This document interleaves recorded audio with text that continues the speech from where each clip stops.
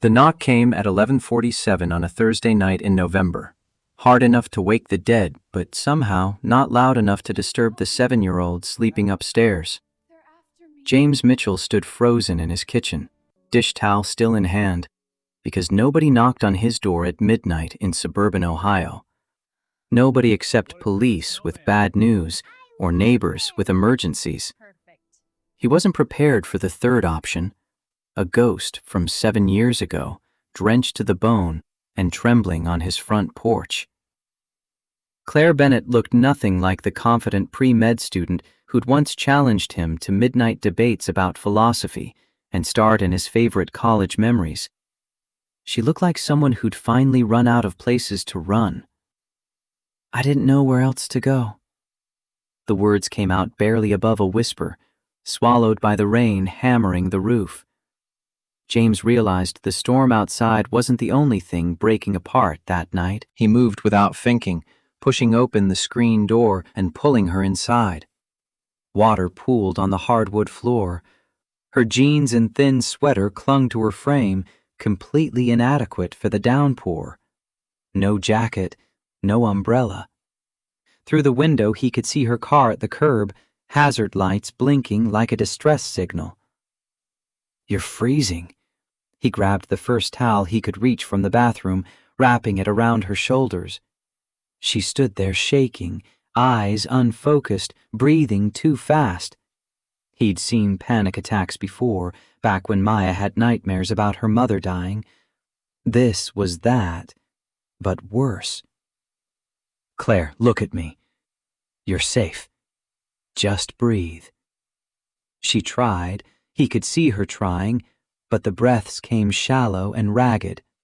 He guided her to the couch, kept his voice low and steady, the same tone that had talked Maya down from 100 childhood terrors. Slowly, incrementally, Claire's breathing evened out. The wild look in her eyes softened into something closer to awareness. "I'll make tea." He moved to the kitchen, filling the kettle more out of habit than any belief that chamomile could fix whatever had brought her here. 7 years. They'd been close at Ohio State, the kind of friends who studied together until 3 a.m, who showed up at each other's events, who almost, but never quite, crossed the line into something more. Then graduation scattered them like seeds in wind. He'd heard through mutual acquaintances that she'd gotten into medical school in Pennsylvania, that she was going to be a pediatrician. That was 5 years ago, maybe 6. After that, nothing. The kettle whistled. He poured 2 mugs, selected chamomile because it was the most calming thing he had. When he returned to the living room, Claire had stopped shaking. She'd pulled her knees up to her chest, making herself small, still wrapped in the towel like armor. "Thank you." She took the mug but didn't drink, just held it between her palms. James sat in the chair across from her, maintaining distance, giving her space to breathe. What happened? She stared into the tea like it might contain answers. "I was driving. The storm got bad and I couldn't breathe, and I took the exit for your neighborhood. I remembered you bought a house here. I wasn't thinking clearly." "Claire, it's okay. You're here. You're safe." The sound of small feet on the stairs made them both turn. Maya appeared on the bottom step in her unicorn pajamas, clutching her stuffed elephant and rubbing her eyes with one fist. "Daddy, I heard voices." James's heart sank. He'd hoped to handle whatever this situation was without waking his daughter. Too late for that now. "Hey, Bug. There's a friend here who needed help. Go back to bed, okay?" But Maya was already padding across the room, her 7-year-old curiosity overriding any instruction to return upstairs. She stopped a few feet from Claire, studying her with the seriousness she applied to all of life's important questions. "Are you okay?" Claire managed something close to a smile, wiping at her eyes with the sleeve of the towel. "I will be. Daddy says sometimes people need help and that's okay. He says being scared is normal and asking for help is brave. Something shifted in Claire's expression. Not quite breaking, more like cracking open. She looked at James over Maya's head, and he saw the question there. When did you become this person? Your daddy is very smart. Maya nodded with the complete confidence of a child who knows her father hangs the moon. I know. He reads lots of books, and he fixes computers, and he makes really good pancakes. She tilted her head. Do you need a hug? I give really good hugs. Daddy says so all the time.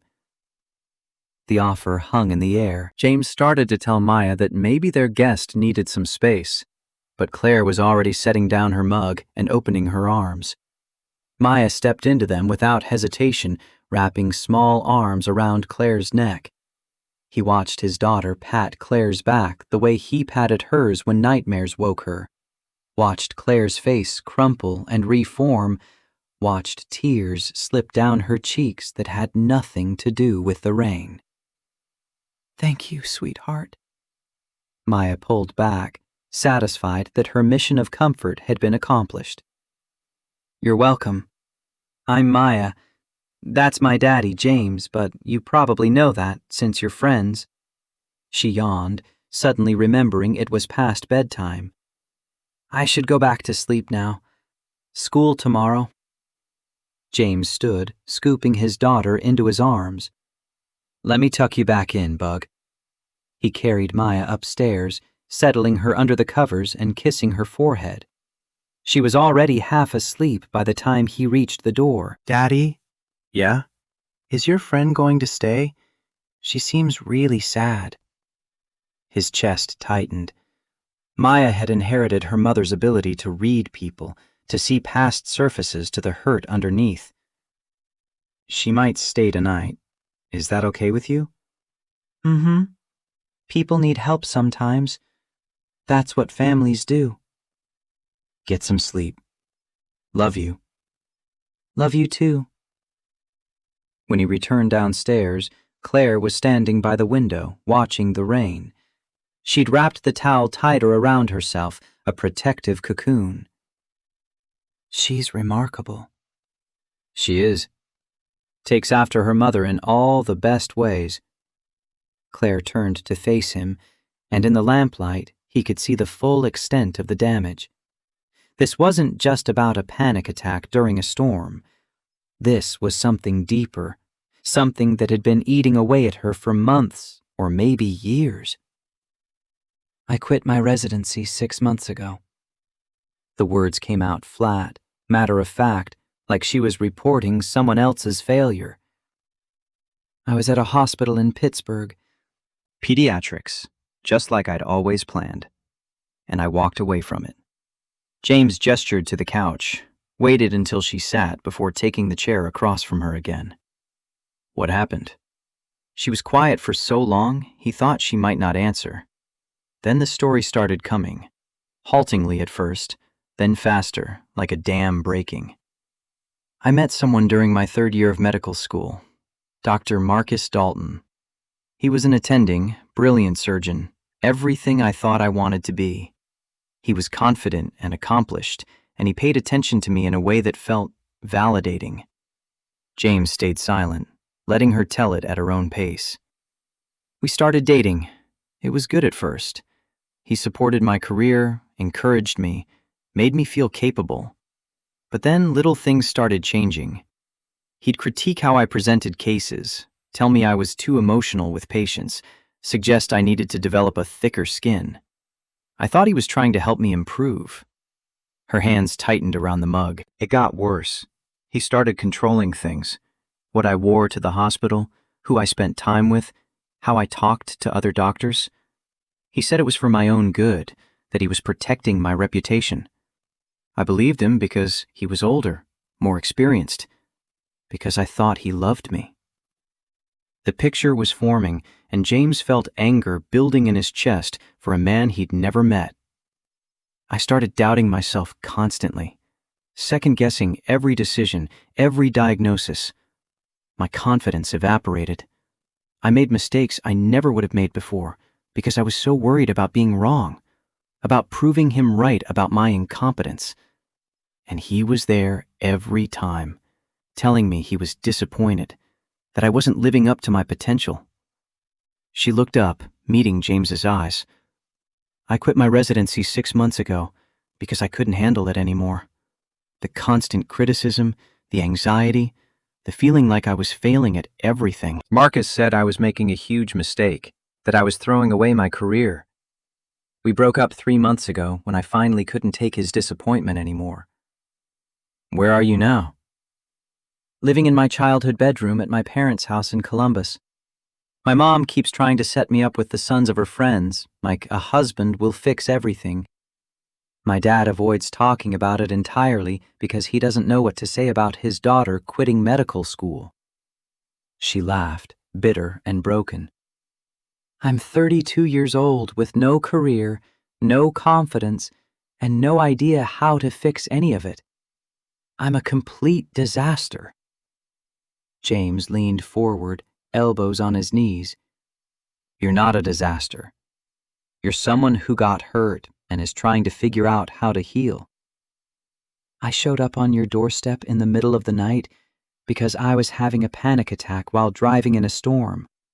That's pretty much the definition of disaster. That's the definition of being smart enough to ask for help instead of driving while panicking. He stood, moved to the kitchen to refill the kettle. When he returned, Claire had pulled the blanket from the back of the couch around her shoulders, adding another layer of protection. I barely remember deciding to come here. I was on the highway. The rain got worse. I was hyperventilating and couldn't breathe. Suddenly I was taking the exit for your neighborhood. I haven't talked to you in 7 years, and my brain decided you were the safe option. I am the safe option. I'm glad your brain remembered that. She looked at him properly then, really looked at him, taking in the changes 7 years had wrought. He was thinner than he'd been in college, lines around his eyes that hadn't existed back then. But his eyes were the same, steady and kind. You were always so calm. Even in college, when everyone else was losing their minds over exams or relationships or figuring out life, you were just present, like you knew exactly who you were. James almost laughed. I definitely didn't know who I was in college. I was faking it like everyone else. You didn't seem like it. You seemed sure. I seemed boring, let's be honest. You were the one with the exciting life. Pre-med, saving the world one volunteer shift at a time. I was the accounting major who got excited about spreadsheets. You were kind. You were the person who actually listened when people talked, who showed up when you said you would, who made people feel like they mattered. She swallowed hard. I forgot what that felt like. Someone making me feel like I mattered without needing something from me. The kettle whistled.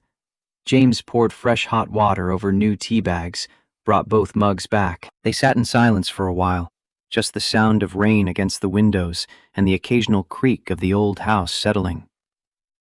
You should stay the night. The guest room's clean. I keep it ready for when my sister visits. James, I can't just impose. It's late. You're exhausted. The storm isn't letting up. There's no debate happening here. He stood, carrying their mugs to the sink. Come on, I'll get you some blankets. She followed him down the hallway, past Maya's room where small snores indicated his daughter was soundly asleep.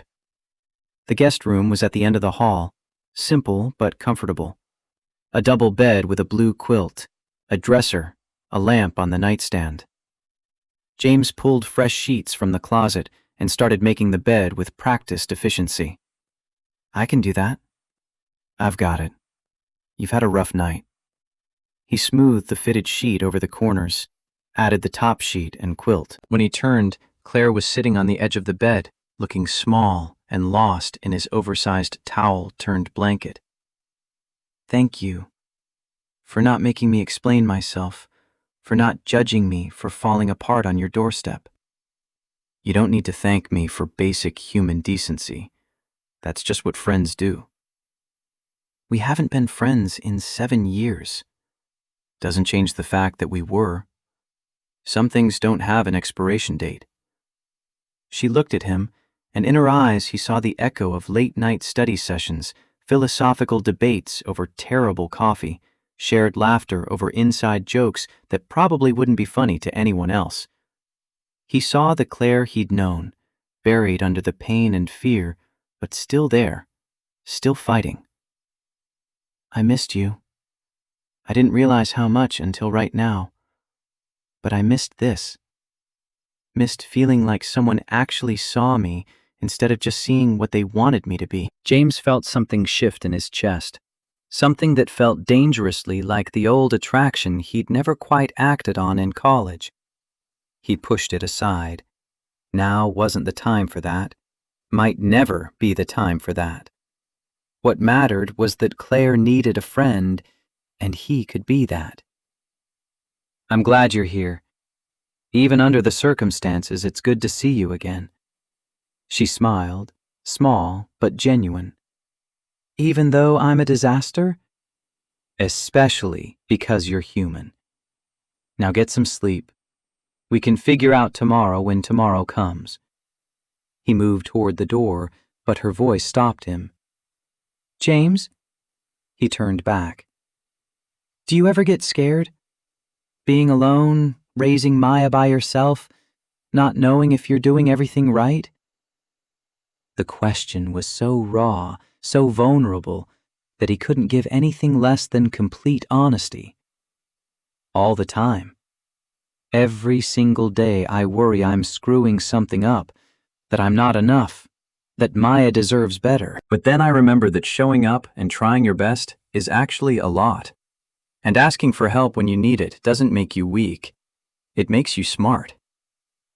Claire nodded slowly, processing this. Your daughter's lucky to have you. I'm lucky to have her. She keeps me honest. He smiled. Sleep well, Claire. I'm right down the hall if you need anything. He closed the door softly behind him and stood in the hallway for a moment, listening to the rain and the quiet sounds of his house settling. Somewhere in the night, Claire Bennett had crash-landed back into his life, broken and scared and looking for refuge. James didn't know what tomorrow would bring, didn't know if he could actually help her find her way back to herself. But he knew he was going to try. Because 7 years ago, Claire had been the person who'd stayed up with him the night before his mother's surgery, not saying much, just being present. She'd been the person who'd believed in him when he doubted whether he was smart enough for the advanced accounting track. She'd been the person who'd made him laugh during the hardest semester of his college career. Some debts didn't expire. Some friendships mattered enough to resurrect. James checked on Maya, still sleeping soundly with her elephant tucked under her chin, then headed to his own room. Through the wall, he could hear the faint sounds of Claire settling into the guest room, the creak of the bed, the rustle of blankets. He lay awake for a long time, listening to the storm outside, and wondering what kind of storm he'd just invited into his carefully ordered life. But when he finally drifted off, his last thought was simple and true.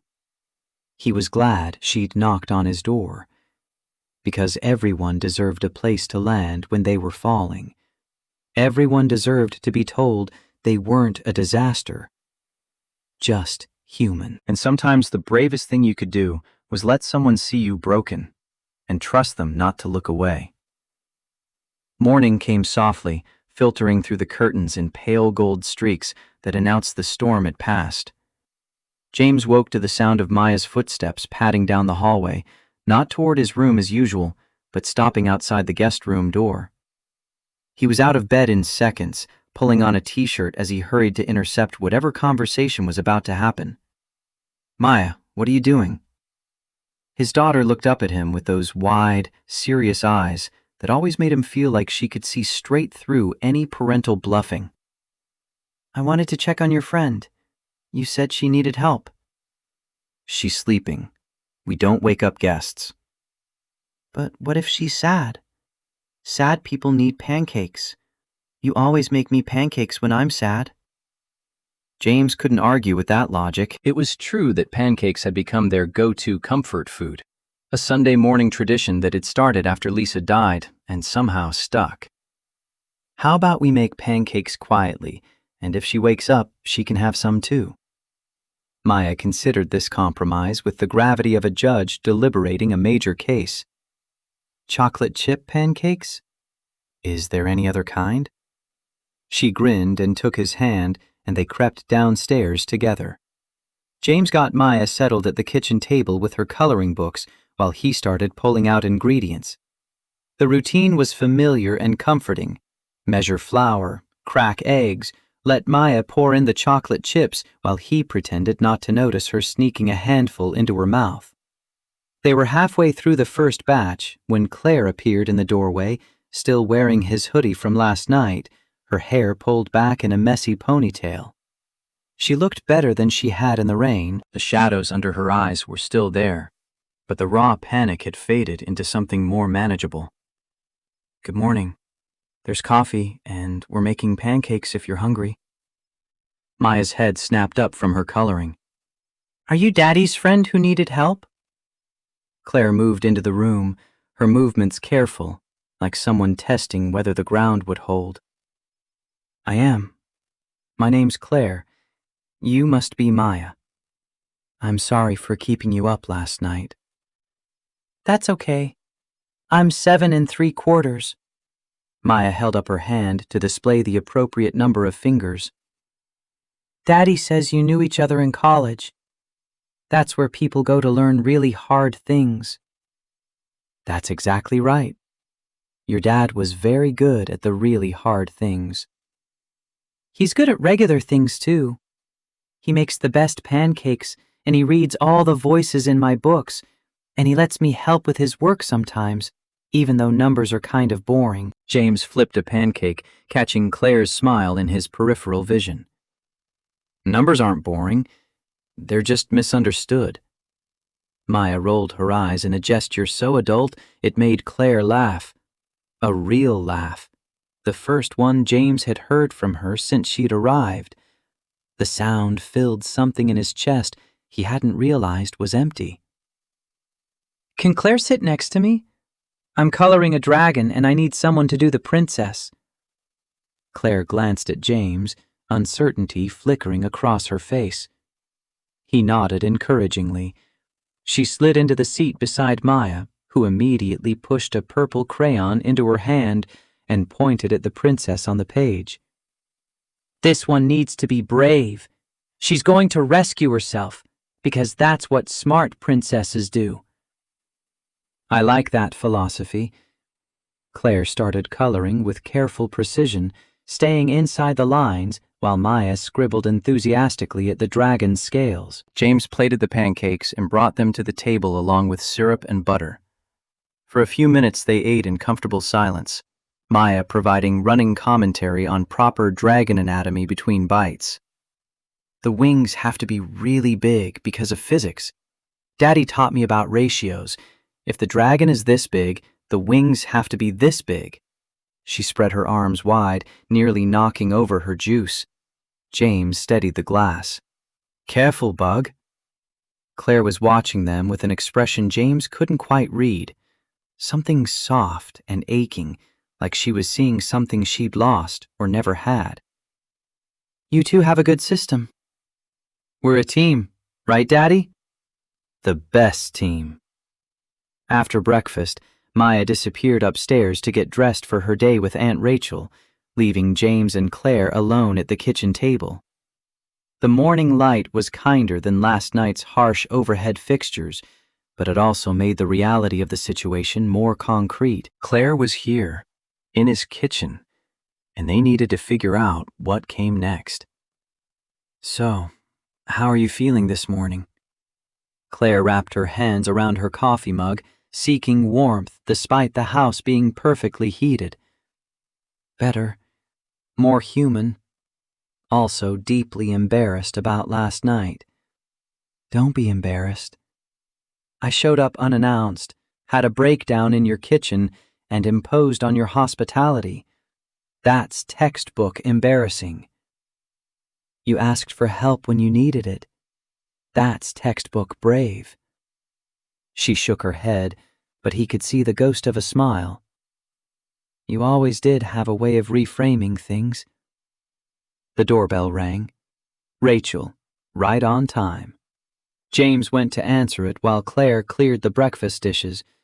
His sister swept in with her usual energy, already talking before she was fully through the door. Maya, sweetie, are you ready? The Science Museum has a new exhibit on... She stopped, seeing Claire in the kitchen. Oh, hi. I didn't know James had company. Rachel, this is Claire Bennett. We went to college together. Claire, my sister Rachel. The two women shook hands, Rachel's sharp eyes taking in Claire's borrowed clothes and the unmistakable signs of a rough night.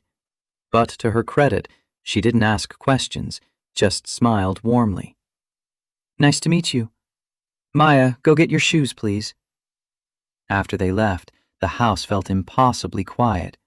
James found Claire standing at the sink, staring out the window at the backyard where yesterday's storm had scattered leaves across the grass. Your sister's going to ask questions. Probably. Rachel's protective. But she's also discreet. Claire set down the dish she'd been holding. What's your plan? And before you say you don't have one, I'm not asking for a 5-year strategy. Just what happens after you leave here? She was quiet for a long moment, still staring out the window. I don't know. I've been staying with my parents, which is its own kind of hell. My mom keeps trying to fix me. My dad avoids the topic entirely. They don't understand what happened with Marcus. I didn't tell them the whole truth, just that the relationship ended and I needed a break from medicine. What do you want? Not what your parents want or what Marcus told you that you should want. What does Claire want?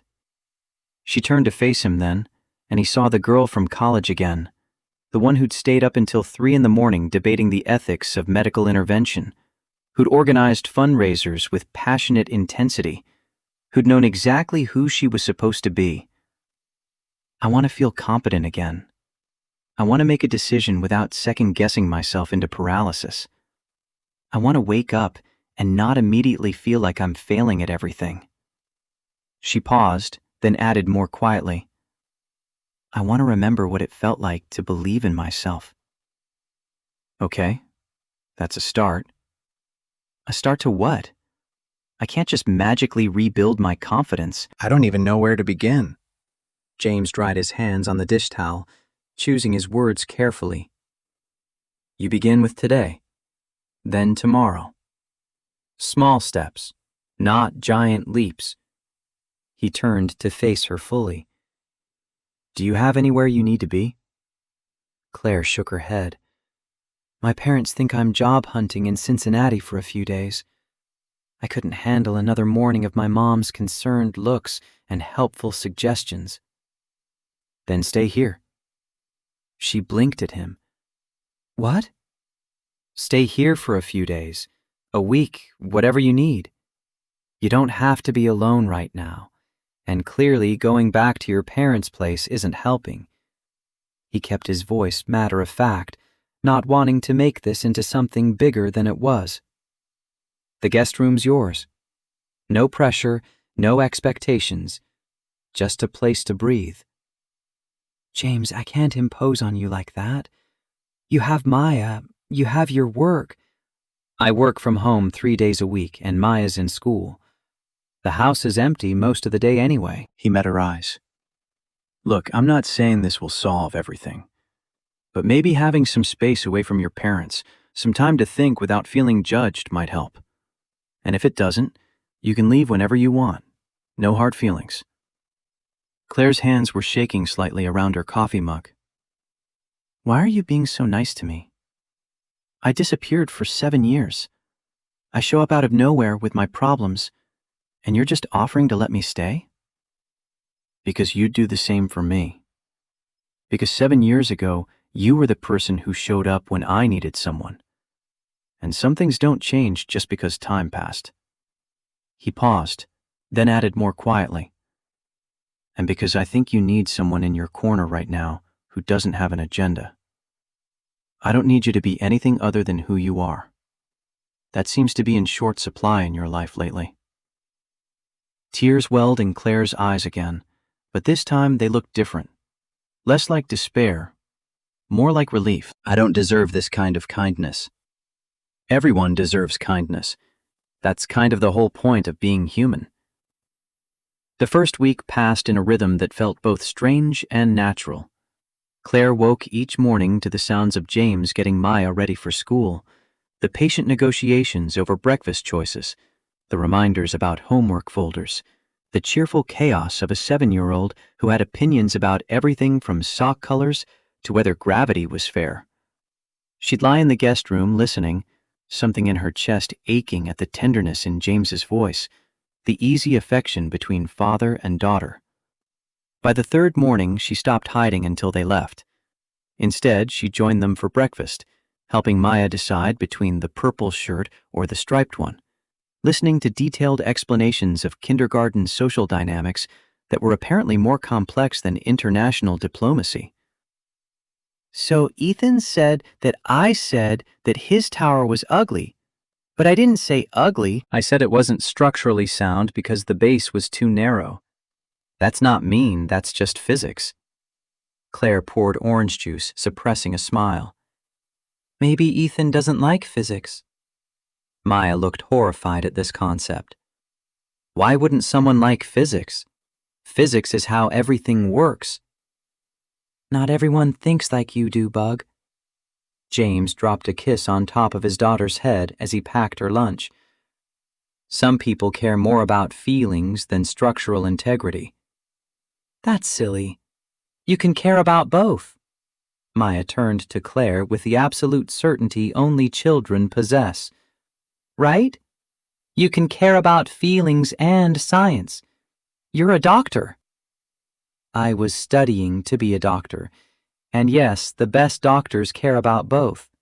They understand the science of how bodies work, but they also care about how people feel." Something shifted in Maya's expression, a seriousness that seemed beyond her years. "Is that what you did when you were learning to be a doctor?" Claire felt James's eyes on her, giving her space to answer or deflect. "I tried to. I wanted to help kids feel better, both their bodies and their feelings. That's why I wanted to be a pediatrician." What's a pediatrician? "A doctor just for children." Maya processed this with the gravity she applied to all serious matters. Why did you stop wanting to be that? The question landed like a stone in still water. Claire glanced at James, who gave her a slight nod. Your call. "Sometimes life doesn't go the way we plan. I had some things happen that made me need to stop for a while. But that doesn't mean I stopped caring about helping people." Maya considered this carefully. My daddy says that sometimes we need to rest before we can keep going. Like when I get tired on the playground, but I'm not done playing yet. Maybe you're just resting. The simple wisdom of it hit Claire harder than she expected. "Maybe I am. That's a really smart way to think about it." "I know. I'm very smart. Daddy says so." After James left to drive Maya to school, Claire found herself alone in the house with nothing but her thoughts and the entire day stretching ahead. The silence should have been peaceful. Instead, it felt like a void waiting to be filled with all the anxieties she'd been pushing away. She tried to distract herself with a list of things she needed to do. Call her parents. Tell them she'd found a place to stay for a bit. Look into therapy options, something James had gently suggested the second night. Figure out what came next, because she couldn't hide in his guest room forever. But every time she reached for her phone, her hand would freeze. What would she even say? "Hi, Mom. I'm staying with a man you've never heard me mention. Yes, we were friends in college. No, it's not like that. Yes, I know how this looks." By the time James returned an hour later, she was pacing the living room, phone clutched in her hand, feeling like a coward. "Didn't call anyone yet?" He set his keys on the counter, reading the situation immediately. "I made it as far as pulling up my mom's number." "What's stopping you?" Claire laughed, but it was a broken sound. "Pride, mostly." The fact that calling a therapist makes it all real, makes it official that I can't handle my own life, that I need professional help to function like a normal adult. James moved to the coffee maker, starting a fresh pot with practiced ease. You know what? I needed professional help learning how to braid Maya's hair. Spent 3 weeks watching YouTube tutorials before I could do a basic plait without it looking like a bird's nest. Does that make me less of an adult? That's different. Is it? Both involve recognizing you need help with something and seeking out someone with expertise. He pulled down 2 mugs. Claire, there's no shame in therapy. Half my clients see therapists. My sister sees one. I saw one after Lisa died because I needed help processing everything without letting it damage how I parented Maya. She stared at him, genuinely surprised. You went to therapy? For 6 months. Best decision I made during that whole nightmare. Helped me understand that I could be hurt without being broken. That asking for help wasn't weakness. He poured coffee, handed her a mug. Sound familiar? Claire sank onto the couch, cradling the warm ceramic. What if I call and they can't help me? What if I'm too far gone? You're not too far gone. You're just scared. James sat beside her, close enough that she could feel his steadiness. And I get it. Making that call means admitting you need support, and you've spent your whole life being the person who gives support, not the one who needs it. But Claire, you can't pour from an empty cup. You've been running on empty for months. She knew he was right. Knowing didn't make it easier. Want me to sit here while you call? Moral support? You don't have to do that. I know. I'm offering anyway. So Claire made the call with James sitting beside her, a silent presence that somehow made it possible to push through the anxiety. The receptionist was kind, the available appointment times reasonable, the whole process far less terrifying than she'd built it up to be in her head. When she hung up, she felt simultaneously relieved and exhausted. First appointment is Thursday afternoon. Good. That's good. James smiled at her, and something in his expression made her chest warm. Proud of you. For making a phone call? That's a pretty low bar. For doing something hard, even though you were scared. That's actually a pretty high bar. He stood, stretching. Now, I have client calls this afternoon, but I'm free until then. Want to help me grocery shop?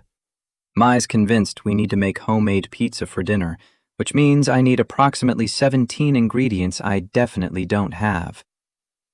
The normalcy of it felt like a gift. Grocery shopping, meal planning, the mundane rituals of daily life. Claire said yes. They spent an hour wandering the supermarket, James consulting a list on his phone, while Claire found herself offering suggestions she hadn't realized she had opinions about. Fresh mozzarella versus pre-shredded, whether pizza sauce needed oregano or basil, the correct ratio of vegetables to pretend they were being healthy while still letting Maya load up on pepperoni. You're good at this. James loaded pasta sauce into the cart. At grocery shopping? At being present. At engaging with normal life things without overthinking them. He selected a package of mushrooms, studied the label. You've been wound so tight since you got here, but right now you seem almost relaxed. Claire realized he was right. For the past hour, she hadn't been catastrophizing about her failed career or her uncertain future. She'd been debating pizza toppings and remembering that she used to enjoy cooking, used to find joy in simple things before Marcus had made her feel like every choice needed to be optimized and every moment needed to be productive. I forgot how to do this. How to just exist without constantly judging whether I'm doing it right. Then we'll practice. Small, normal things until they feel normal again. That afternoon, while James worked in his home office, Claire found herself in the kitchen actually preparing dinner, without it feeling like a performance. She made the pizza dough from scratch, kneading it with a focus that quieted the anxious thoughts always circling in the back of her mind. The rhythm of it was meditative. Push, fold, turn, repeat.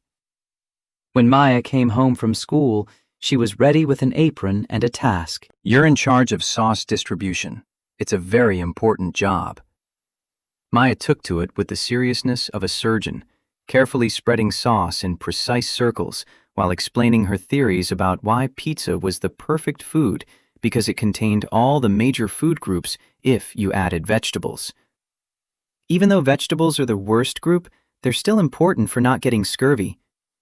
Claire paused mid-stretch of dough. Do you even know what scurvy is? It's what pirates get when they don't eat fruits and vegetables and their teeth fall out. Daddy told me. He tells me lots of things so I can be very educated. James emerged from his office to find his kitchen covered in flour and his daughter explaining the finer points of nutritional science to Claire, who was listening with the same attention she'd probably once given to medical lectures. This is either going really well or really badly. Really well. Your daughter is teaching me about scurvy prevention through pizza.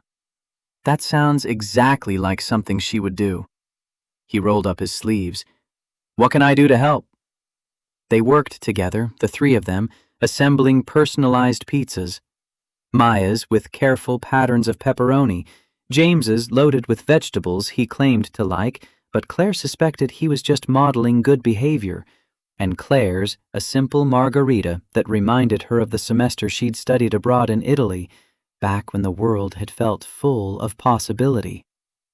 Over dinner, Maya dominated the conversation with stories from school, but Claire noticed the way James watched her, not with pity or concern, but with something warmer, something that made her feel seen in a way she hadn't felt in years. When their eyes met across the table and he smiled, she felt it in her chest, a flutter of something she firmly told herself was just gratitude. After Maya was in bed, James found Claire on the back porch, wrapped in a blanket and staring at the stars. He handed her a beer and sat down beside her on the steps. You were good with her today. She's easy to be good with. She's an amazing kid, James. You should be proud. I am, though I can't take all the credit. She came out of the womb with opinions. I've just been trying to keep up ever since. He took a sip of his beer. She likes you. Asked me tonight if you were going to stay forever. Claire's heart skipped. What did you tell her? That you're staying as long as you need to, and when you're ready to go, that'll be okay too. That's still the arrangement, right? No pressure. Right. But something in her chest twisted at the thought of leaving. She'd been here less than a week, and already this place felt more like home than anywhere had in months. The thought of going back to her parents' house, to the weight of their expectations and disappointment, felt impossible. Can I ask you something? James turned to look at her, his profile outlined by the porch light. Anything. What did you love about Lisa? Before she got sick, what made you fall in love with her? The question seemed to catch him off guard, but he considered it honestly. She was fearless. Not in a reckless way, but in a way that made everything feel possible, like the world was just waiting for us to explore it. He paused. She made me laugh, made me want to be braver than I thought I could be. Do you still miss her? Every day. But it's different now. Less like an open wound, more like an old scar that aches when it rains. He glanced at Claire. Why are you asking? I'm trying to understand how you do this, how you keep going after losing someone you loved, how you trust yourself to parent alone, to make all these decisions without second-guessing everything. James was quiet for a long moment. I second-guess everything. Every single day I worry I'm screwing up Maya, that I'm not enough, that I'm making the wrong choices. But I show up anyway, because what else can I do? She needs me, and I'd rather try and fail than not try at all. He turned to face her more fully. Claire, you keep talking about yourself like you're fundamentally broken. But from where I'm sitting, you're just scared. And being scared doesn't mean being broken. It means being human. I wish I could see myself the way you see me. Give it time. You'll get there. They sat in comfortable silence for a while, listening to the night sounds of suburban Ohio. Claire let herself lean slightly against his shoulder, felt him adjust to support her weight without making it awkward. Thank you. For this, for giving me space to figure things out without judgment. You're welcome, though I'm definitely judging your pizza-making skills. That dough was impressive. She laughed, the sound surprising her. I stress bake, or stress cook. It's one of my few coping mechanisms that doesn't involve hiding under blankets and pretending the world doesn't exist. Hey, I'm not knocking hiding under blankets. Some days, that's a valid strategy. He stood, offering her his hand. But tomorrow, we're trying the engaging with the world strategy again. Sound good? She took his hand, let him pull her to her feet. They stood there for a moment, hands still linked, and Claire felt the weight of everything unsaid hanging between them. The feelings he'd admitted to on her first night here, the attraction she was trying very hard not to acknowledge, the complicated reality that she was broken and healing and in no position to be anything other than a friend who needed help. James seemed to feel it too, because he squeezed her hand once and then let go, stepping back to a safer distance. Good night, Claire. Good night. Inside, they went to their separate rooms, but Claire lay awake, thinking about pizza dough and patient care and the way James looked at her like she was someone worth believing in. The second week brought changes. Claire's first therapy session with Dr. Margaret Foster was both harder and easier than she'd anticipated. The therapist was in her early 50s, calm and professional, with the kind of steady presence that made it possible to say difficult things. Tell me what brings you here. So Claire told the whole story again.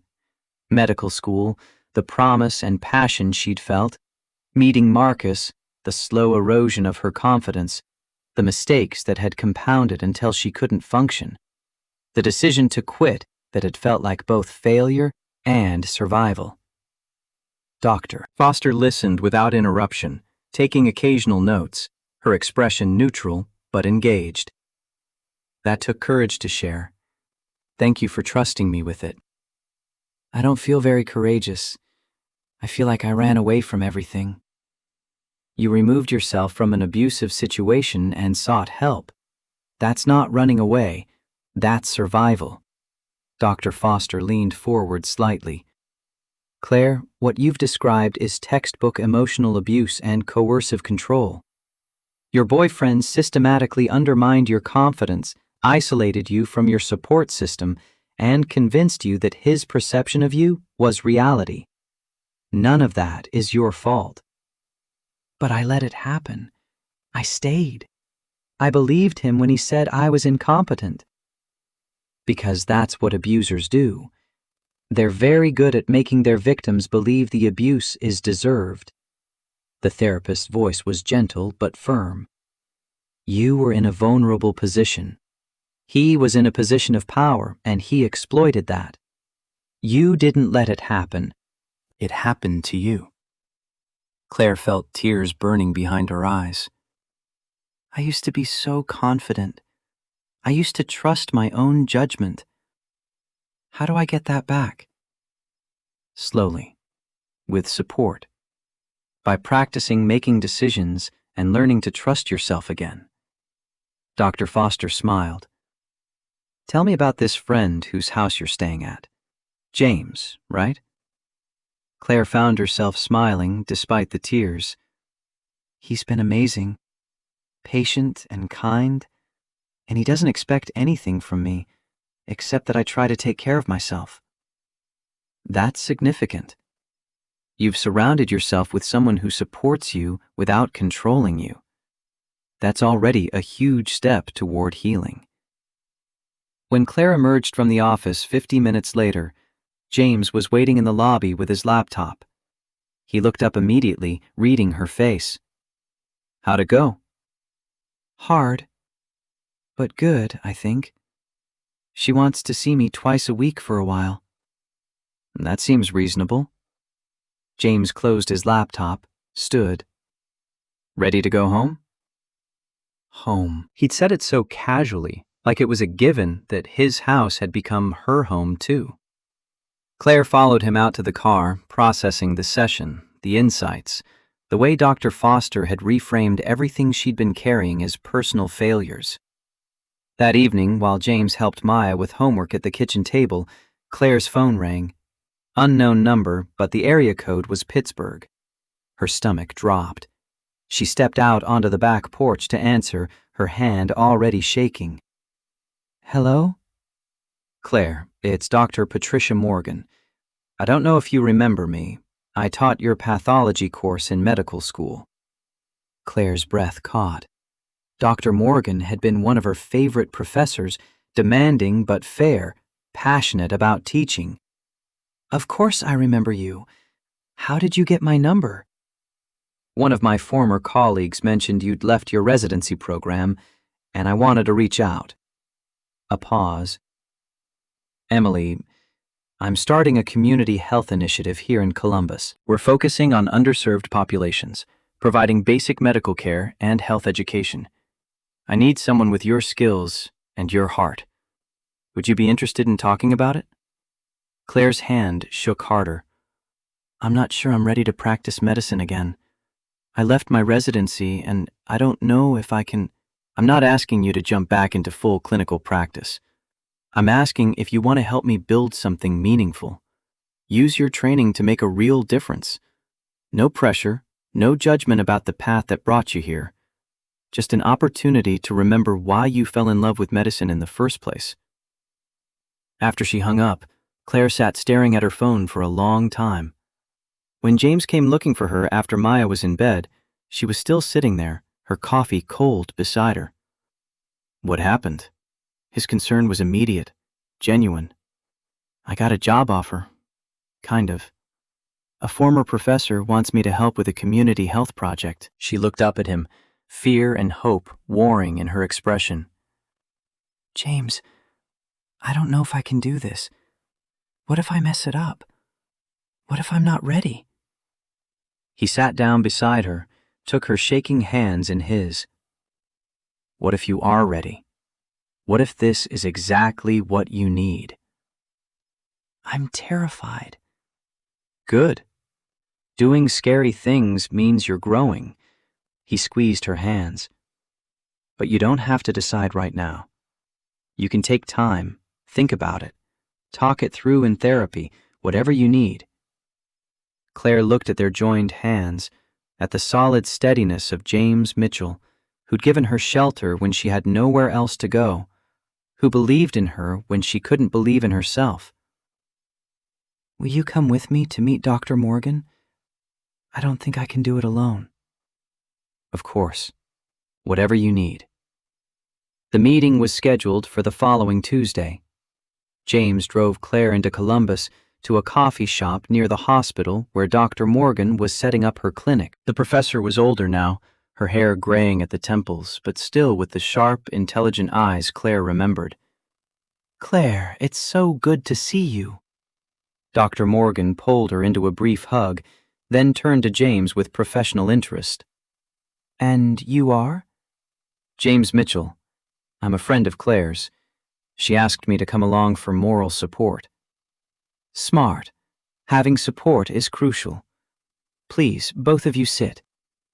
They ordered coffee, Claire's hand still shaking too much to hold the cup steady, and Dr. Morgan launched into her pitch with the same passionate intensity Claire remembered from her lectures.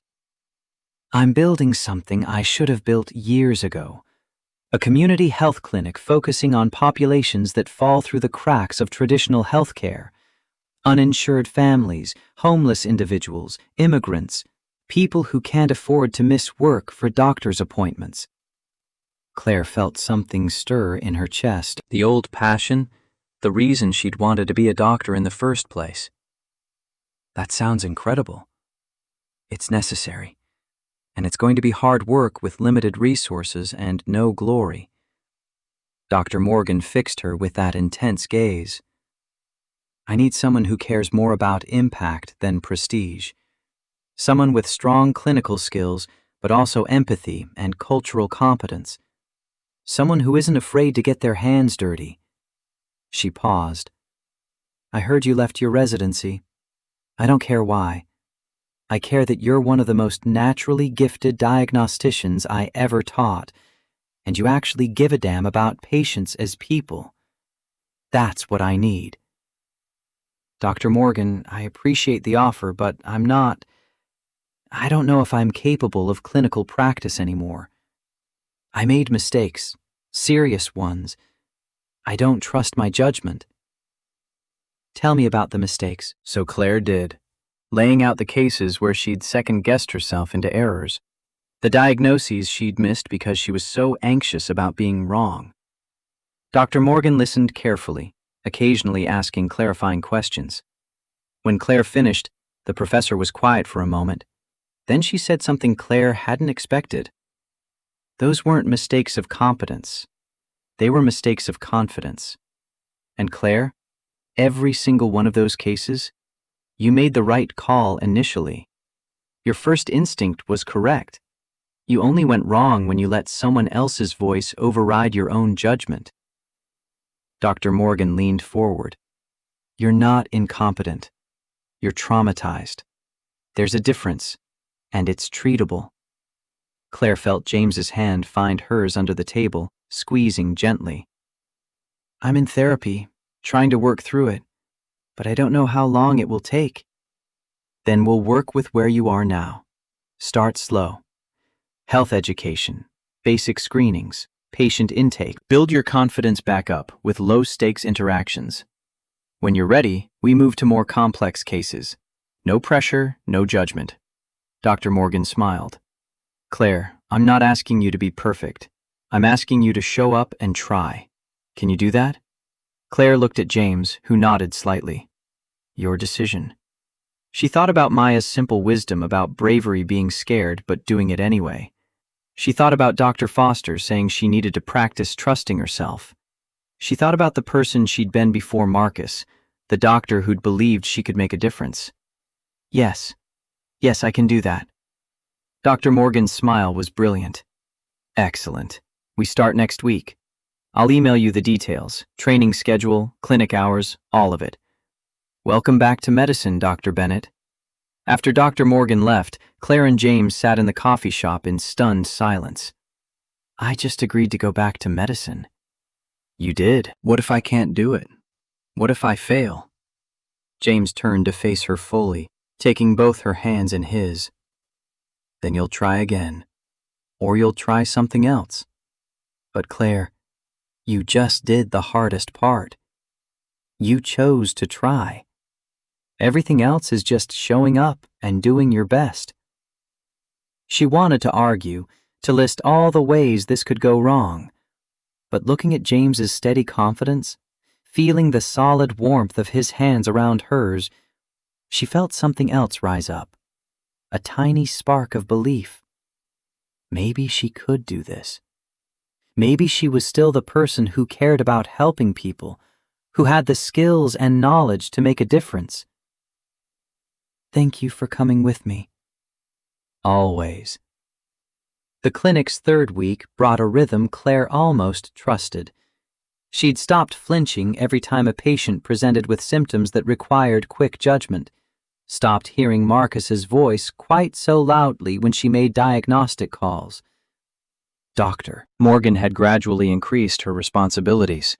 Preliminary assessments, treatment plans that she'd review before implementing, patient education sessions where she could see the direct impact of her work. But trust was a fragile thing, built slowly and easily shattered. The teenage girl who walked in on a Wednesday morning Looked like any other patient. 16, oversized hoodie despite the May warmth, moving with the careful precision of someone trying not to jar something that hurt.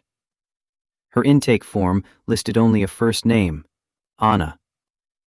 I've been feeling sick for a few days. Stomach pain mostly. Claire took her vitals, noted the elevated heart rate, the slight fever, the way Anna flinched when Claire's hand brushed her lower right abdomen during examination. Every alarm bell in her medical training started ringing.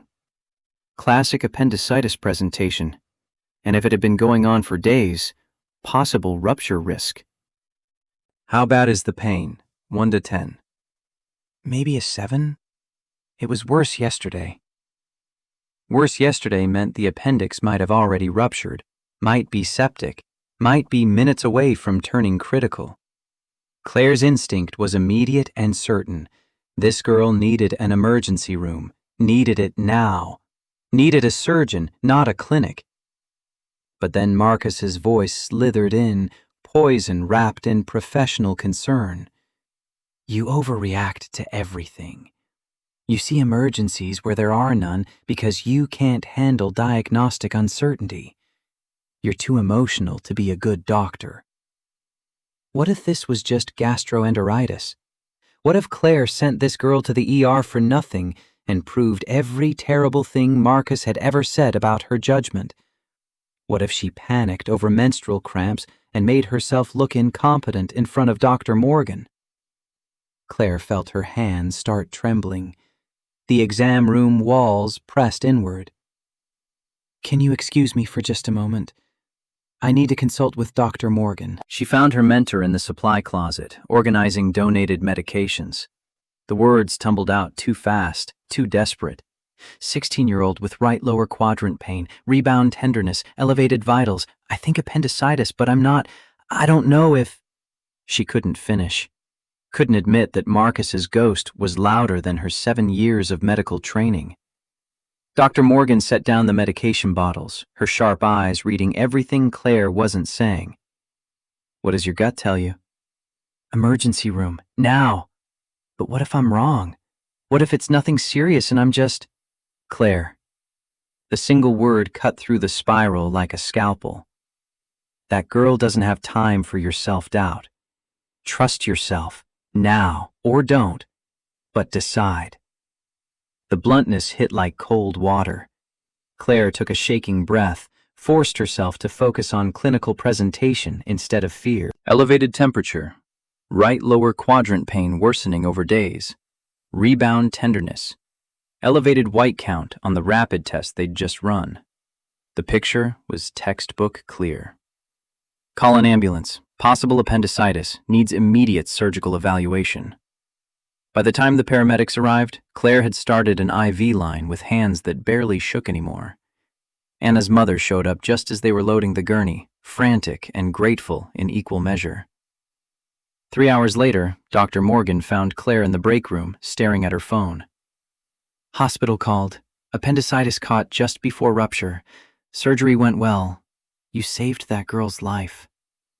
The relief crashed through Claire like a wave, followed immediately by a different realization. Her first instinct had been right. Her judgment had been sound. She'd saved Anna's life, not by ignoring Marcus's voice, but by choosing to trust her training over his poison.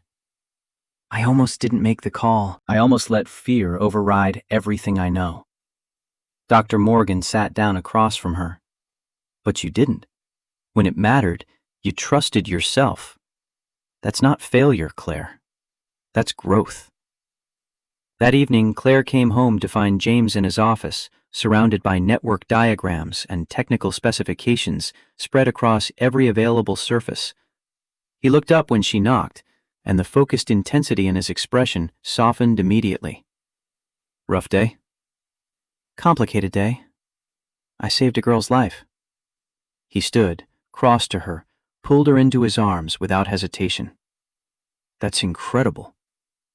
She let herself sink into his warmth, let the day's adrenaline finally drain away. It almost wasn't. I almost froze. Dr. Morgan had to force me to decide. But you made the right call. That's what matters. Is it? What if next time I freeze completely? What if someone gets hurt because Marcus's voice in my head is louder than my training? James pulled back just enough to see her face. Then we deal with it. But Claire, you can't let the fear of what if stop you from trying. You're getting better. You made the right call today. That's huge. She nodded, wanting to believe him, but the old doubts still circled like sharks in dark water. The following week brought an opportunity that terrified James almost as much as medical decisions terrified Claire. A regional hospital network was soliciting bids for a complete IT infrastructure overhaul, network redesign, cloud migration, cybersecurity implementation, disaster recovery systems. It was the kind of contract that could transform his freelance operation into a real business, the kind of contract he would have walked away from a year ago because the risk of failure seemed too high. But Claire found the RFP on his desk and wouldn't let it go. You have to bid on this. It's too big. I'm just a freelancer working out of my spare bedroom. You're a systems architect who happens to work from home. There's a difference. She picked up the specifications, started reading. James, you could do this in your sleep. Network infrastructure redesign, HIPAA compliance frameworks, redundant failover systems. This is literally what you've been doing for 15 years. For small businesses, this is a hospital network. If something goes wrong, then you fix it. Because that's what you do. She set down the papers, moved closer. You've spent 3 months telling me to trust myself. Maybe it's time you took your own advice. So James wrote the proposal, and Claire helped him polish it into something that showcased exactly how brilliant he was at solving complex technical problems. They worked late into the night, Claire asking questions that forced him to articulate his approach in ways that made his expertise undeniable. The presentation was scheduled for the following Tuesday. James wore a suit Claire had never seen before, carried a laptop bag instead of his usual backpack, looked every inch the professional he'd been pretending not to be. She drove him to the hospital, waited in the lobby while he presented to the selection committee. 90 minutes later, he emerged, his expression carefully neutral until he reached her. Then he let himself smile. They want to move forward with contract negotiations. $200,000 for the initial implementation, with potential for ongoing support contracts. Claire threw her arms around him right there in the lobby, not caring who saw. I knew you could do this. I knew it. I wouldn't have even tried if you hadn't pushed me. He held her tighter. You make me want to be braver than I think I am. That night, after Maya was asleep, they sat on the back porch with beers and let themselves feel the weight of what they'd both accomplished. Claire had saved a life. James had landed a career-defining contract. They were building something real, both separately and together. Can I ask you something? James turned to look at her, his profile outlined by the porch light. Always. What are we doing here? I sleep in your bed every night. I help Maya with homework. I make pancakes on Sunday mornings. But we haven't actually talked about what this is or where it's going. He was quiet for a long moment, choosing his words carefully. I've been trying to give you space to heal without pressure. But Claire, you need to know this isn't casual for me. It never was. What do you want it to be? Everything. I want you here permanently. I want Maya to have the stability of knowing you're not leaving. I want to build a life with you. The kind that includes decisions about kitchen renovations and retirement planning and whether we want more kids. He turned to face her fully. But I don't know if that's what you want, or if you're just grateful and comfortable and mistaking that for something more. Claire felt her chest tighten. She'd been asking herself the same question for weeks, trying to parse gratitude from love, safety from genuine connection. But sitting here in the spring darkness with James looking at her like she hung the moon, the answer felt suddenly clear. I want to say yes to everything you just described, but I'm terrified. Of what? Of needing you. Of building my whole life around you and then discovering I was just using you as a crutch. Of hurting you when I finally figure out who I am without Marcus's voice in my head. James reached over, took her hand. What if those fears are exactly what Marcus would want you to feel? What if he programmed you to doubt anything good because that's how abusers maintain control, even after they're gone?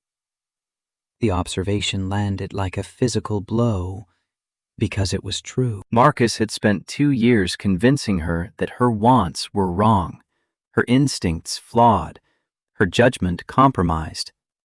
Of course she'd doubt her feelings for James. Of course she'd question whether she deserved happiness. I don't know how to trust myself about this. Then trust me. I've known you for over 7 years. I knew you before Marcus. I know you now. And I can tell you with complete certainty that what you feel is real. It's not gratitude. It's not dependence. It's love, Claire. And you're allowed to have it. She kissed him then, there on the back porch under the stars, choosing him with all the fear and hope tangled together in her chest. When they finally broke apart, both breathing hard, she pressed her forehead to his.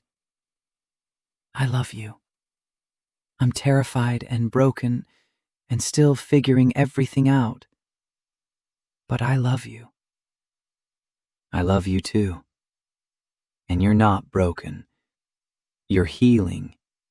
There's a difference. They went inside, and for the first time, Claire let herself believe that maybe this was real. Maybe she deserved it. Maybe choosing him was choosing herself, too. The next morning brought consequences. Claire's email inbox held a message that made her blood run cold. The sender was Marcus Dalton. The subject line? Concerning information about your current situation. She opened it with shaking hands. James Mitchell seems like a decent man. I thought he should know what he's getting into. You abandoned your medical training because you couldn't handle the pressure. You made critical diagnostic errors that endangered patients. You're emotionally unstable and dishonest about your capabilities. He deserves to know the truth about who you really are. I've copied him on this email out of professional courtesy. Claire's vision blurred. The old shame crashed over her. The certainty that Marcus was right, that she'd been fooling everyone, that James would see the truth and realize she was exactly as worthless as Marcus had always said. She found James in the kitchen, making coffee, his phone on the counter showing the same email. He looked up when she entered, his expression unreadable. How long have you known about this? His voice was calm, which somehow made it worse. The email just came. But knowing about Marcus? Since the first night you were here? James picked up his phone, deleted the email without reading further. He doesn't get to define you. Not to me, not to anyone. But what if he's right? What if I am unstable, and I've been using you and... Claire, stop. He crossed to her, took her shaking hands in his. I know who you are. I've watched you rebuild yourself piece by piece. I've seen you save patients and help Maya with homework and choose to be brave even when it terrifies you. Some poisonous email from your abusive ex doesn't change any of that. What if he tries to cause trouble? What if he contacts the clinic or tells people I'm incompetent or... Then we deal with it together. But you can't let him have this power over you. He's trying to isolate you, to make you doubt everything good in your life. Don't let him win. Claire wanted to believe him, wanted to trust that Marcus's words were just manipulation, not truth. But the old programming ran deep. Her phone rang. Unknown number, Pittsburgh area code. She almost didn't answer, but something made her pick up. Dr. Bennett, this is Dr. Williams from Pittsburgh General. Claire's stomach dropped, certain Marcus had made good on his threat to destroy her professionally. I heard you're working with Dr. Morgan's community clinic. How's it going? The question sounded genuine, not accusatory. Claire took a careful breath. It's going well. I'm rebuilding my confidence, reconnecting with why I wanted to be a doctor. I'm glad to hear it. I'm calling because we have a new position opening in our community pediatrics track. Less intense than traditional residency, more focus on underserved populations and family-centered care. Dr. Morgan mentioned you might be a good fit. Claire nearly dropped the phone. The possibility of finishing her residency, of becoming a board-certified pediatrician, of reclaiming everything Marcus had convinced her she'd destroyed, it was right there, being offered freely. I don't understand. I quit. I failed. Dr. Webb is no longer with this hospital.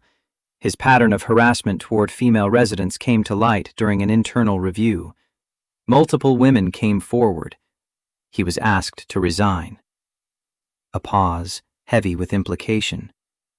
I'm sorry we didn't see it sooner, Dr. Bennett. Sorry we didn't protect you and the others better. This is our attempt to make it right. If you're interested in returning to finish your training, the position is yours. After she hung up, Claire stood in the kitchen processing the impossible. Marcus was gone from Pittsburgh General, his reputation destroyed by his own actions. She had a path back to finishing her residency if she wanted it. Everything she thought she'd lost was being handed back. James watched her face, reading the conflict there. What do you want to do? I don't know. Part of me wants to say yes, to prove I can finish what I started. But another part loves what I'm doing at the clinic. The patients, the mission, the feeling like I'm actually making a difference. Both are good choices. But choosing the clinic means giving up on being a real pediatrician. Choosing the residency means leaving you and Maya and everything I've built here. James pulled her close. First, you're already a real doctor doing real work that matters. Second, I'd never ask you to choose between your career and us. If you want to go back to Pittsburgh, we'll figure it out. Long distance, or Maya and I could move, or... Would you really move? Give up your business here, uproot Maya from her school? If that's what it took to support you, yes. But Claire, you don't have to decide right now. Take time. Think about what you actually want, not what you think you should want. Over the next week, the question consumed her. She talked it through in therapy with Dr. Foster, who carefully didn't give advice but asked questions that forced clarity. She discussed it with Dr. Morgan, who made it clear the clinic job could become permanent if Claire wanted it. She even called her parents, whose enthusiastic support for returning to residency made her realize how much she'd been seeking their approval instead of her own. But the real clarity came from an unexpected source. Anna showed up at the clinic on Saturday, fully recovered from her surgery, carrying a box of homemade tamales from her mother. She wanted to thank you for saving my life. She said if you hadn't trusted your gut, I'd be dead. Claire accepted the tamales, feeling the weight of that statement. How are you feeling? So much better. And actually, I wanted to ask you something. I've been thinking a lot about what happened, and I want to be a doctor now. I want to help people the way you helped me. The girl's eyes shone with determination. Would you write me a recommendation letter when I apply to college? I know it's like 6 years away, but you're the reason I want to do this. Claire felt something shift in her chest. This was why she'd wanted to be a doctor. Not the prestige or the credentials, but this, inspiring the next generation, making a difference in people's lives at their most vulnerable moments. It would be an honor. After Anna left, Claire called Dr. Williams with her decision. I appreciate the offer more than I can say. It means everything to know that I could finish my training, that the option exists. But I'm going to stay at Dr. Morgan's clinic. The work I'm doing here matters to me in ways that traditional medicine never quite did. I understand. For what it's worth, I think you're making a good choice. You sound happy, Dr. Bennett. That's worth more than any certification. That evening, she told James her decision. He pulled her into his arms, and she felt the relief in his embrace even as he tried to hide it. Are you sure? I meant what I said about supporting whatever you chose. I'm sure. This is what I want. Not the path I thought I was supposed to take, but the one that actually makes me happy. He kissed her forehead. Then I'm glad. Selfishly, incredibly glad that you're staying. They stood there in the kitchen holding each other, and Claire felt the last pieces of her old life finally fall away. She wasn't running from her past anymore. She was choosing her future, but there was still one conversation she needed to have before that future could fully begin. Maya was in her room working on a drawing of the solar system, each planet labeled in her careful 7-year-old handwriting. She looked up when Claire knocked on the doorframe. Can I talk to you about something important? Maya set down her crayons with the seriousness she applied to all weighty matters. Okay. Claire sat on the edge of the bed, suddenly uncertain how to begin this conversation with a child. You know how I've been staying here for a while now? Since the rainy night when you came to our door and Daddy helped you? Right. And you know that your dad and I care about each other a lot. Maya nodded, waiting patiently. I want to keep staying here. I want to be part of your family, if that's okay with you. But I need to know how you feel about that, because your opinion matters more than anything. The little girl was quiet for a long moment, her expression unreadable. Then tears started sliding down her cheeks, and Claire's heart stopped. Maya, sweetheart, what's wrong? My mommy left because she didn't want to be our family anymore. She said taking care of me was too hard, and she needed to be free. The words came out in hiccuping sobs. What if you decide it's too hard too? What if you leave like she did? Claire felt her own tears starting, understanding finally clicking into place. This wasn't about whether Maya liked her. It was about whether Maya could survive another abandonment. Come here. She pulled the little girl into her lap, held her tight. I'm not your mommy, and I'm not trying to replace her. But Maya, I need you to understand something. I'm choosing to be here. Not because your dad needed help or because I had nowhere else to go, but because you and your dad have become the most important people in my life. She wiped tears from Maya's face. I had a chance to leave this week. I got offered a big job in another city, a job that would have made me a real doctor with fancy credentials. And I said no, because being here with you matters more than any of that. I choose you. I choose your dad. I choose this family every single day. Maya pulled back just enough to see Claire's face. Every day? Even when I'm annoying? Especially when you're annoying. Because that's what families do. They choose each other even when it's hard. Do you promise? I promise. Cross my heart. Maya studied her face with those wise beyond years eyes, looking for any hint of deception. Whatever she saw there must have satisfied her, because she threw her arms around Claire's neck and held on tight. I want you to stay forever. I want you to be my family. Then that's what I'll be. They sat there crying and holding each other until James appeared in the doorway, took in the scene, and crossed the room to wrap both of them in his arms. The three of them cried together, something fundamental shifting and settling into place. When Maya finally pulled back, her face was blotchy but hopeful.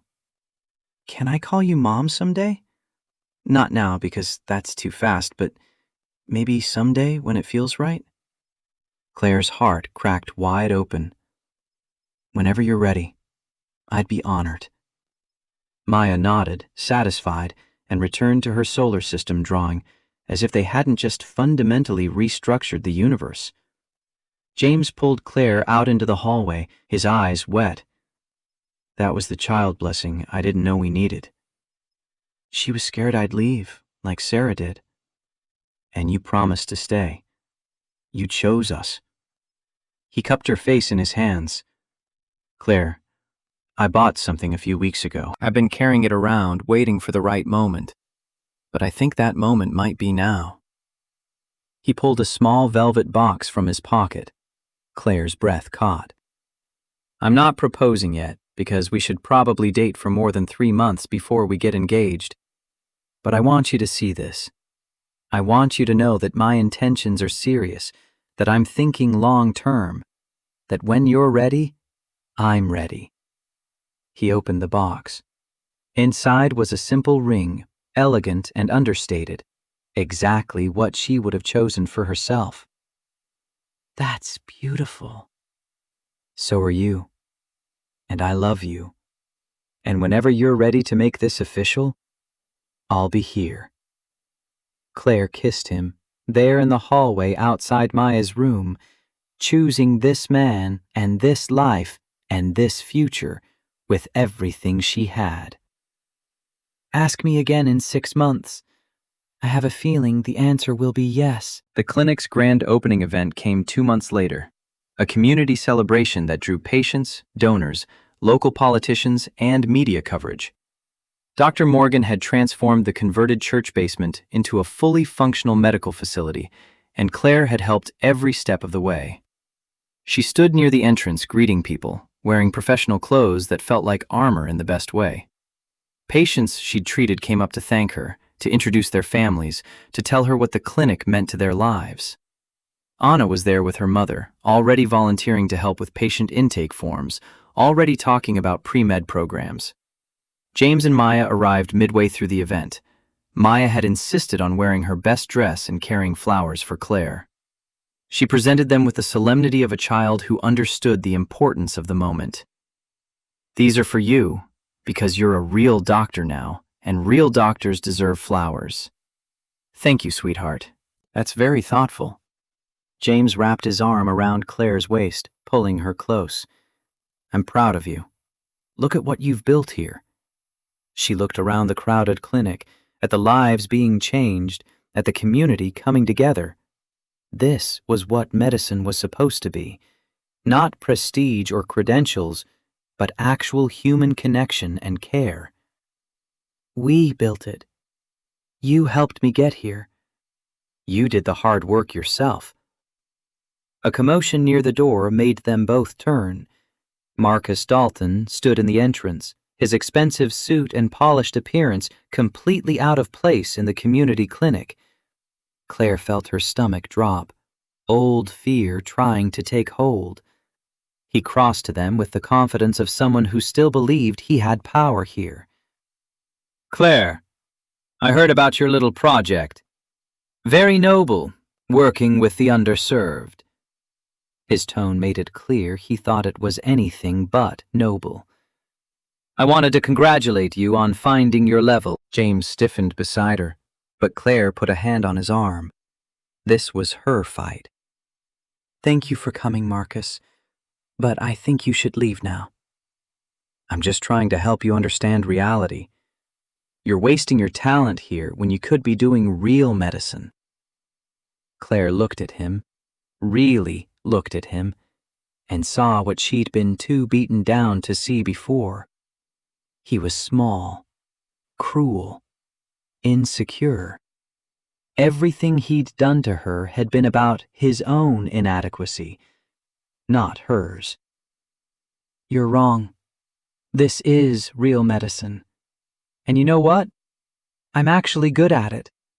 I'm a talented diagnostician with strong clinical skills and genuine empathy for patients. You spent 2 years trying to convince me otherwise because my competence threatened you. She stepped closer, her voice steady and sure. I'm done letting you define me. I'm done carrying your poison. You don't get to tell me what I'm worth anymore, Marcus. I already know." He opened his mouth to respond, but Dr. Morgan appeared beside them with security. "Dr. Dalton, this is a private event. You weren't invited. Please leave." He looked around, seeing community members watching with hostile eyes, seeing that he had no power here. Finally, he turned and walked out, shoulders stiff with wounded pride. James pulled Claire close. "You were incredible. I meant every word. He doesn't get to haunt me anymore."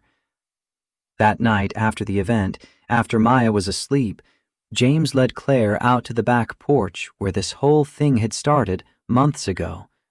The late summer air was warm, fireflies blinking in the darkness. "I have something to ask you." He pulled out the velvet box, opened it to reveal the ring she'd seen before.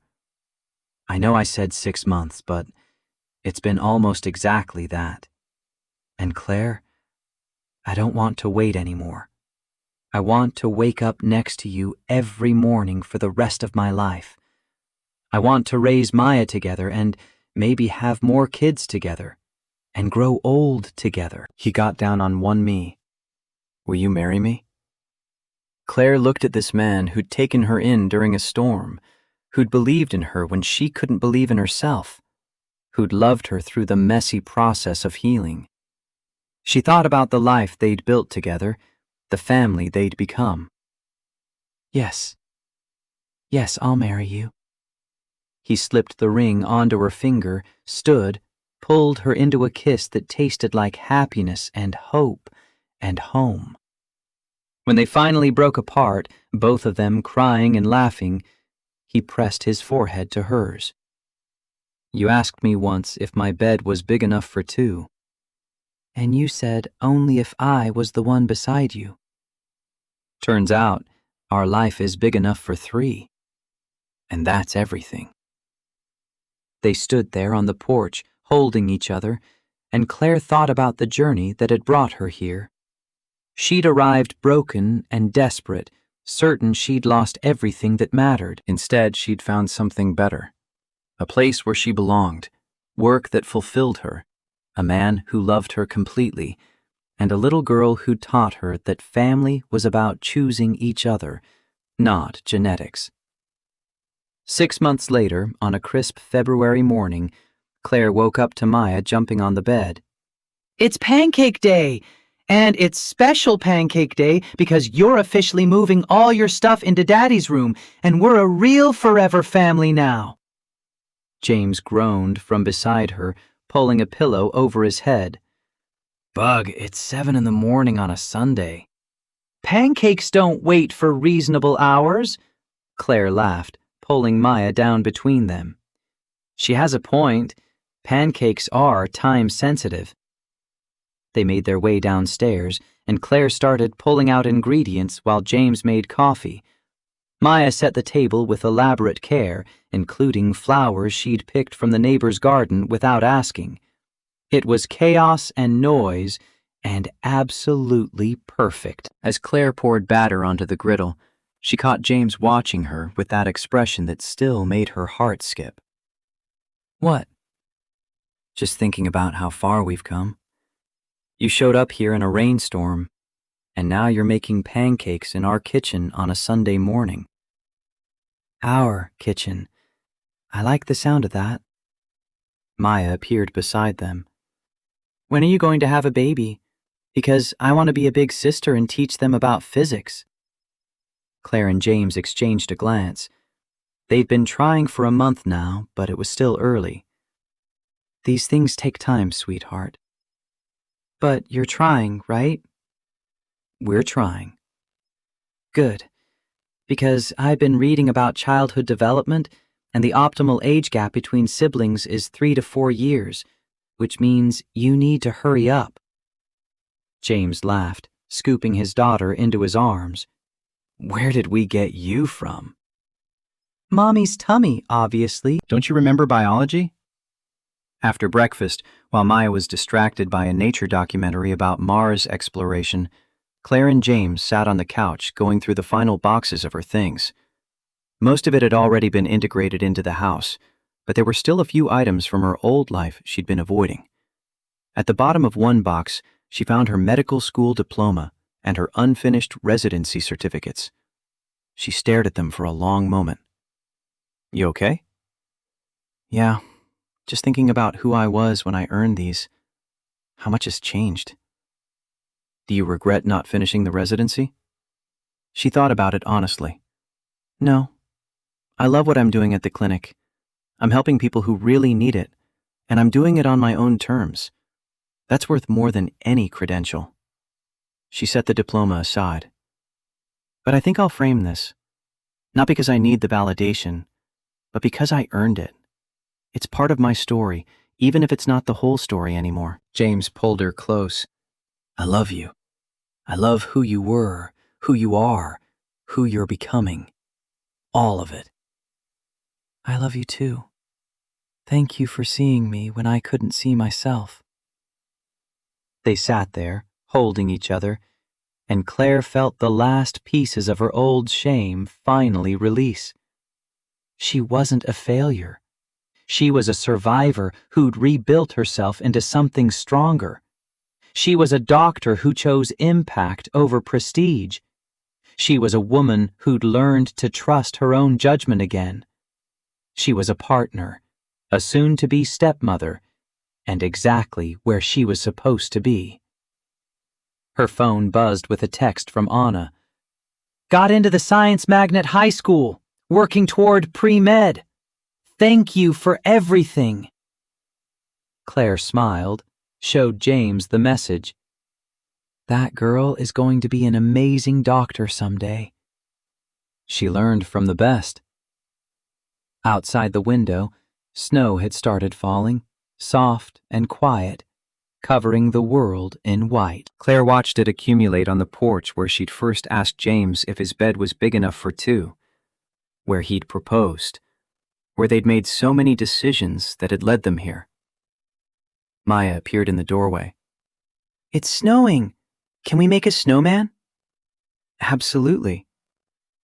They bundled up and went outside, and Claire helped Maya roll snowballs while James worked on the base.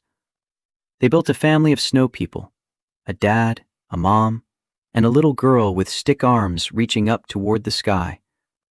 As they stood back admiring their work, Maya slipped her hand into Claire's. "This is the best day ever."